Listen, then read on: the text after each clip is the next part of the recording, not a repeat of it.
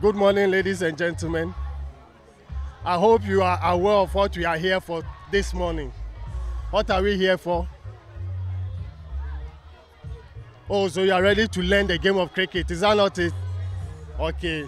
So cricket was introduced to us by who? Our colonial masters. Who can tell me who our colonial masters are? The British. From there actually, and over the years it's diffused to every part of the world. And today we are fortunate to be playing cricket in Ghana, for which reason we are going to introduce you to this noble game. Cricket involves what? We have batting, fielding, and what? Bowling. But the game of cricket, that's what starts with the toss of the coin. And we are from which school? Reverend Thomas Clegg, 1. I learned you have 1 and 2. So assuming that 1 and 2 engage in a cricket match, the 2 captains will come forward. They will do the toss. If one wins the toss and decides to do what? Batting, that means the B will be doing what? Fielding. If team A wins the toss and decides to bat, that means obviously team A has put team B in to do what? Fielding. The same way team B had won the toss and decided to do fielding, team B in that case would have put team A in to do a batting, and the team that does the batting first sets the target. The batting teams always score the runs. We are in to score runs. Football, we score goals in football, soccer, but for us in cricket we score runs. That is R-U-N-S, not round as in R-O-U-N-D. We score runs in cricket.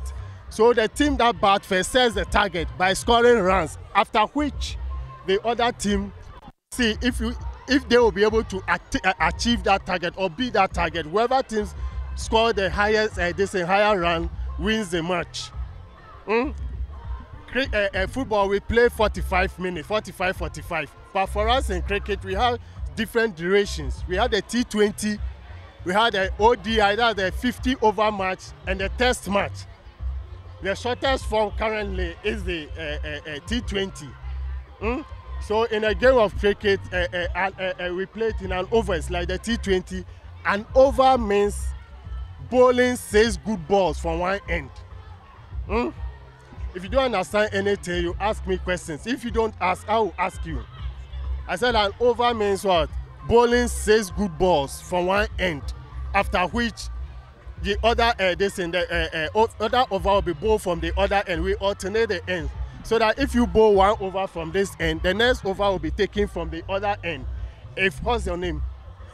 If Stephen bowls the first over number 2 will be bowled by another person. Stephen can bowl the first over and move to the other end to bowl the second over. So if Stephen bowls the first over, what's the name? Mohammed could bowl second over from the other end. However, if Stephen decides that this end I'm not comfortable here, if Stephen could decide to change the end by allowing somebody else, Peter or what's the name? Emma, to bowl the third over from this end, after which Stephen could change the end from the other end. But however, there's no way a bowler can bowl 2 consecutive overs.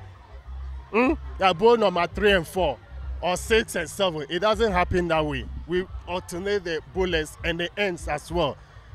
So that group is doing batting now. This group is learning how to bowl. The third aspect of the game is who can tell me? I've mentioned batting, I've mentioned bowling. Fielding, so we are going to do fielding now. Are you ready? So we'll start with the ball. Okay. Sir,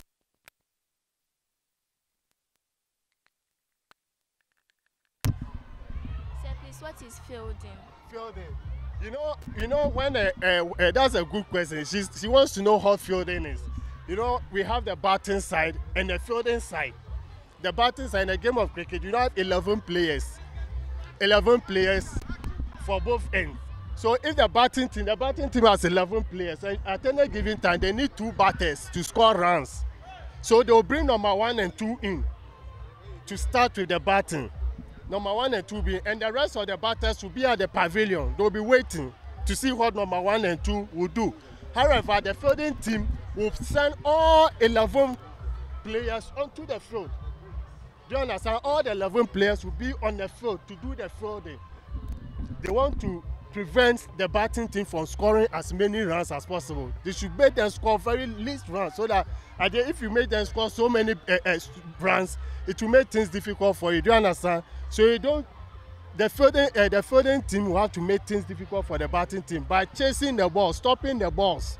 Whenever the batters hit the ball, you stop them and quickly return them to the wicketkeeper or getting the batters out. There are several ways of getting the batters out. That's the fielding team. The 11 of you, one of which will be doing the bowling. And behind the striking batter is one fielder who is known as the wicketkeeper. He or she is there to prevent the ball from going further, because the further the ball goes, the more, anytime the batters change ends, there are two of them. If he hits the ball and he runs to this place and the other one runs to the other side, they score 1 run. If they run 2 times, they score 2 runs. If they do it 3 times, 3 runs. If they hit the ball and it goes outside the boundary, it rolls outside the boundary, that one is 4 runs. They don't need to run. It's automatic. The umpire will open his hands. Signal, that's a signal for 4 runs. Is that clear? However, if he hits the ball, he skies the ball and it lands outside the over without touching any surface area, that one becomes automatic 6 runs. You don't need to run. But the danger involved in that is that if you have good fielders like you will be, as a good captain, I'll say, hey, you move there because I realize this batter likes skying the ball. I'll put you there so that he will take the catch. I know, but give him that kind of ball. He would like to hit the ball in the air. And once you take the ball, you catch the ball in the air, he or she will be out. There are several ways of dismissing a batter. One of them is catch. The other one is bowling direct hit. So all these things, you the fielders, 11 fielders in a team, you are required to do them. Do you understand? So that if you are fielding, you have to be very alert. You don't sleep. You don't want any absent-mindedness on the field of play. When you get selected to play, you have to be alert.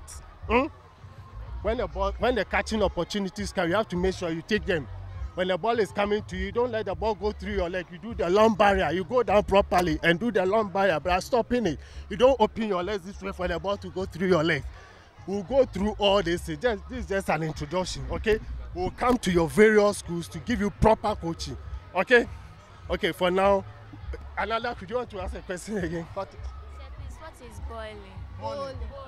Bowling will get the bowling is the person who bowls the ball to the the wicket. The person, your target is the wicket.